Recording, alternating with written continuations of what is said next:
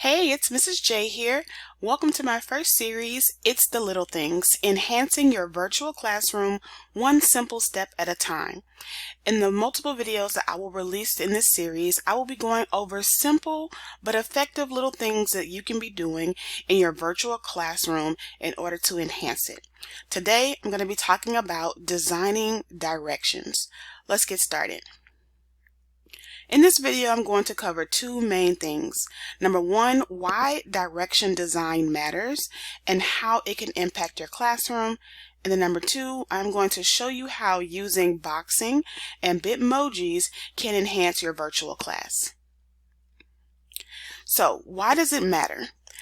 I can show you better than I can tell you. Here is an actual example of a lesson that I use with my students when I introduced them to Schoology, and they had to build their public profile. And so when I first got started on Schoology some years ago, this is what my lesson looked like. I had all of the directions here, and as you can see, number one, there's a lot of text. A lot. That's pretty much all that there is. Number two, there are no visual aids, there are no visual cues that kind of help students process this information. Thirdly, I did try to use a mixture of spacing, font color, and some kind of formatting to create some type of division. Unfortunately, it just wasn't as successful as I would have liked for it to have been. But at this point in time, this was really all that I knew how to do on Schoology. And so I did train my kids to look for the what do I submit in red, and that would be at the bottom of every assignment. I did the hyperlink turns green when you hyperlink it to a URL. I tried to bold the who are you at the top, but it doesn't really give that effect of a big difference between where you start and where you finish. And lastly, this can just really feel kind of overwhelming and a bit confusing for students, especially since they kind of want to hone in right on the what do I submit, but they don't actually know why they're doing what they're doing and what they're supposed to do. So now let me show you what version B looks like. Here's that same assignment that I delivered to my students this year, and here's what it looks like. So you can see that the boxing of the information creates a sense of organized steps to complete. There's a clear delineation between what is first, what is second, and what is third. I use the Bitmojis to enhance student understanding of what they're supposed to do. So these act as visual cues, and I have been teaching my students what to look for.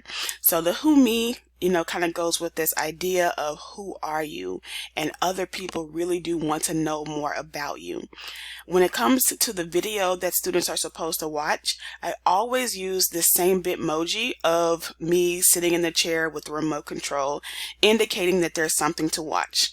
And then I've also taught them that this green checkmark Bitmoji is going to tell them what are they supposed to turn in.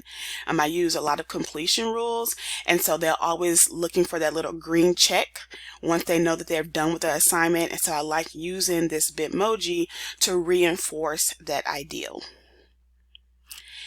Except for the video that is embedded here, all of the information is exactly the same. I literally copy and pasted it from the version A of the assignment, but it feels entirely different. So I believe that doing it in this way helps support students in strengthening their executive functioning skills. It really makes it plain and clear, what am I supposed to do, in what order am I supposed to do it, and how do I know that I'm done? So simply put, which one would you prefer? And moreover, which one do you think will support students in successfully completing their assignments, especially if they're doing them without your immediate assistance? So now I'm going to show you how I use boxing and Bitmojis in order to enhance my lesson design. You can follow me over to my classroom. So I'm going to go into my demo assignments and show you how I used the old version, version A, to create version B. So first I'm going to duplicate this tab so that I have the same thing in both tabs. All right, because I'm literally going to copy and paste from version A to version B. So over here, I'm going to create an assignment called version B, my public profile. All right, and I'm going to use that same information.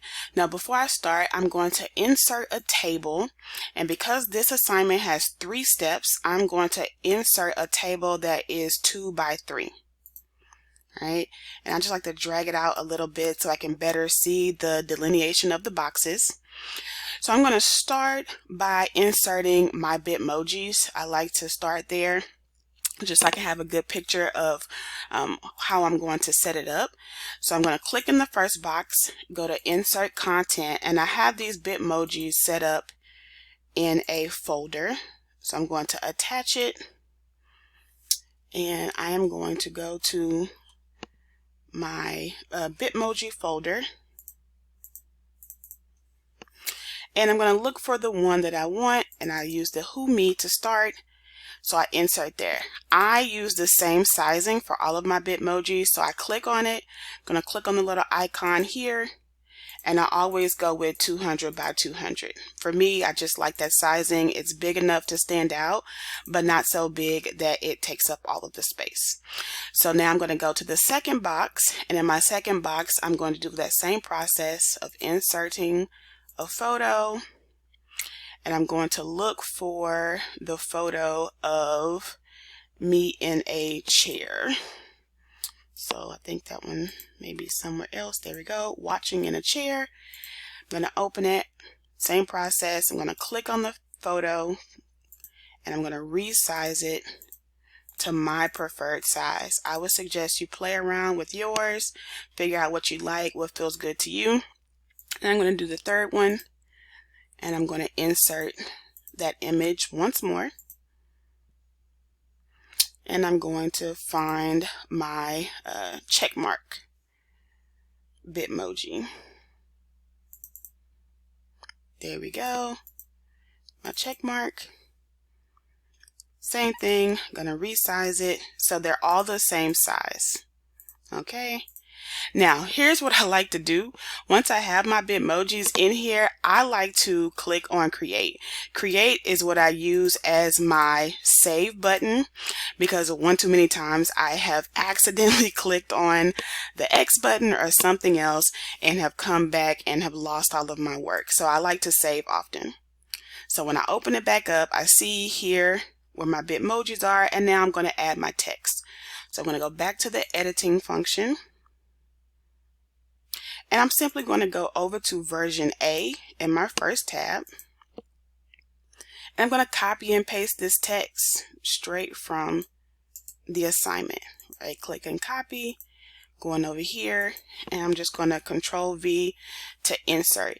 Now you can see, of course, that it's very narrow, so I'm just going to click and drag this box over to give it some more space. And you can play around with the dimensions that feel good for you. I like to test drive it and see what it looks like on the screen. Make sure it's not too big, but also make sure that it's large enough for the students to be able to see easily. So there's my first one. I'm going to follow that same process for steps 2 and step 3. I'm going to copy and paste from here. Copy, I'm going to paste it over here. Same process for step number 3. Still using the what do I submit with the red. Control C, copying and pasting. All right, so now I'm going to click on Save Changes and just kind of see what it looks like. Do I want to edit it some more? Do I want to adjust it at all?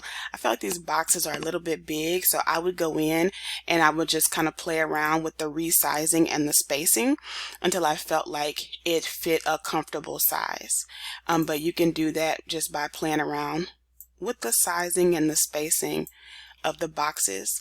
I want it to be there. I want it to be divided, but I don't want it to take up too much space. So I just kind of play around until I find something that works for me. And in this simple step, by using the boxes and the Bitmojis, I've brought some organization and some clarity to my design. Now, if you're not into Bitmojis, you can use different items, different icons. You could do first, second, and third. So I can show you what that looks like right quick. But you could, instead of using those, if I delete this, I can insert a different image by going and choosing something different. So if I do first, second, and third, then I could use something that looks like this. Same process. It's large, so I'm going to click on it, edit the size to the size that I like, and now here I have where it says what your first step is, what your second step is, and what your third step is. So you can play around till you find something you like. My most important suggestion would be that you remain consistent so that your kids can get used to the structure that you have for your design.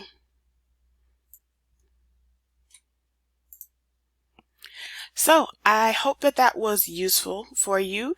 If you have any questions, please feel free to keep in touch by visiting my socials here. Make sure that you like, share, comment, and subscribe, especially to follow with the series where I will be adding other ideas and things that I have implemented that have provided me with simple but effective ways to enhance my virtual classroom. You can always find me at the intersection of prayer and pedagogy. Thanks for watching.